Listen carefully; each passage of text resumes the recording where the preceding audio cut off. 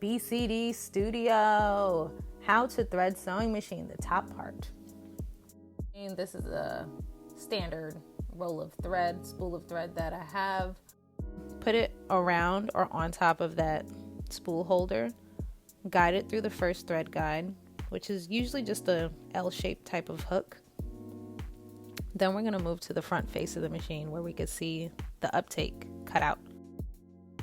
And you want to thread your thread from the right to the left. So from the right column to the left column.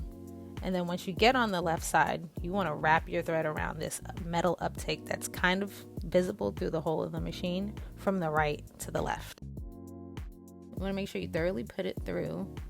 Go down on the first side, around on the bottom, and then up so that you can wrap it around the metal uptake. Wrap it around the uptake, yes, just like that, to the left side. So right to left, pull it down.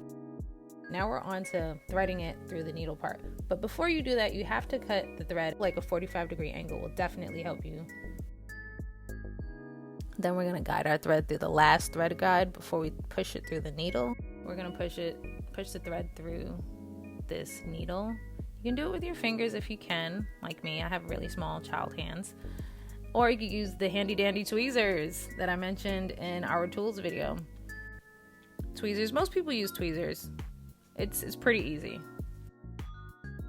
Thanks for watching, and don't forget to like, comment, and subscribe. And happy sewing!